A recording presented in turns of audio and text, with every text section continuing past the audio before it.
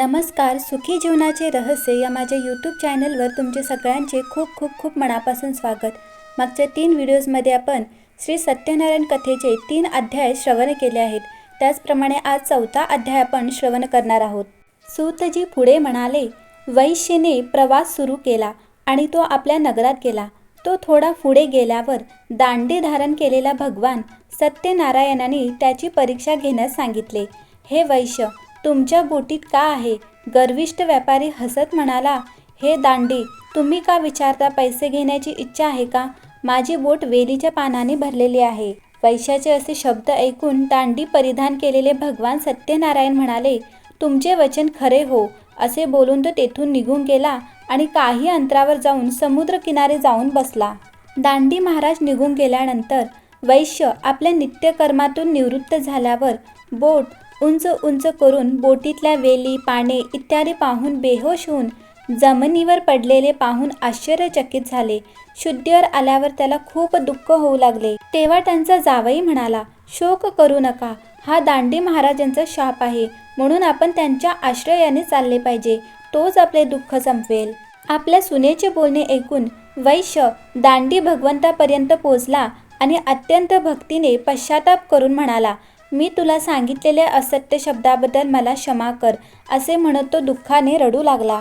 तेव्हा देव दांडी म्हणाले, हे व्यापारी पुत्र, माझ्या आज्ञेमुळे तुम्हाला वारंवार त्रास होत आहे. तुम्ही माझ्या उपासनेपासून दूर गेला आहात. तेव्हा तो वैश्य म्हणाला, हे देवा, ब्रह्मा तुझ्या भ्रमाला आदी देवता नाही कळत नाही, मग मला मूर्खाला कसे कळणार? तू आनंदी राहा. मी माझ्या क्षमतेनुसार तुझी पूजा करीन. माझे रक्षण कर आणि माझी नावे पूर्वीप्रमाणे संपत्तीने भर. त्यांचे भक्तिमय वचन ऐकून श्री सत्यनारायण भगवान प्रसन्न झाले आणि त्यांना त्यांच्या इच्छेनुसार वरदान देऊन अंतर्धान पावले. त्यानंतर सासरे आणि जावई दोघेही बोटीवर आले असता बोट पैशांनी भरलेली पाहिली. त्यानंतर त्याने नियमानुसार भगवान सत्यनारायणाची आराधना केली आणि आपल्या साथीदारासह त्यांच्या नगरात गेले. जेव्हा तो त्यांच्या शहराजवळ पोहोचला तेव्हा त्याने त्यांच्या घरी एक दूत पाठवला. दूत साधू नावाच्या वैश्याच्या घरी गेला. त्याच्या पत्नीला नमस्कार केला आणि म्हणाला, तुझा पती आपल्या कुटुंबासह या शहराजवळ आला आहे. लीलावती आणि तिची कन्या कलावती त्यावेळी परमेश्वराची पूजा करत होत्या. दूताचे म्हणणे ऐकून ऋषी पत्नीने अत्यंत आनंदाने भगवान सत्यनारायणची पूजा केली आणि आपल्या मुलीला म्हणाली, मी माझ्या पतीला भेटायला जात आहे. तू पूजा पूर्ण कर आणि लवकर ये. पण कलावती पूजा आणि नैवेद्य सोडून पतीला भेटायला गेली. पूजा आणि प्रसादाची अवज्ञा केल्यामुळे भगवान सत्यनारायण क्रोधित झाले आणि त्यांनी पतीला नावेसह पाण्यात बुडवले. पती न मिळाल्याने कलावती रडत जमिनीवर पडली. बोट बुडलेली आणि मुलगी रडताना पाहून साधू नावाचा वैश्य प्रभावित झाला आणि म्हणाला, हे भगवान, अज्ञानामुळे झालेल्या पापांसाठी कृपया मला किंवा माझ्या कुटुंबाला क्षमा करा. त्यांच्याकडून असे शब्द ऐकून भगवान सत्यदेव प्रसन्न झाले.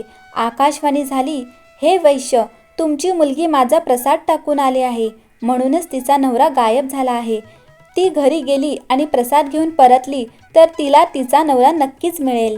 आकाशवाणी ऐकून कलावती घरी पोहोचली आणि प्रसाद घेतला आणि मग येऊन तिला आपला पती पूर्वीच्या रूपात सापडला. तिला खूप आनंद झाला आणि तिने आपल्या पतीला पाहिले. त्यानंतर साधू वैश्य यांनी आपल्या मित्र आणि नातेवाईकांसह सत्यदेवाची विधीपूर्वक पूजा केली. या जगातील सर्व सुखांचा उपभोग घेतल्यानंतर शेवटी त्याला मोक्ष प्राप्त झाला. श्री सत्यनारायण व्रताच्या कथेतील 4था अध्यायातील हा संपूर्ण अध्याय संपूर्ण झाला.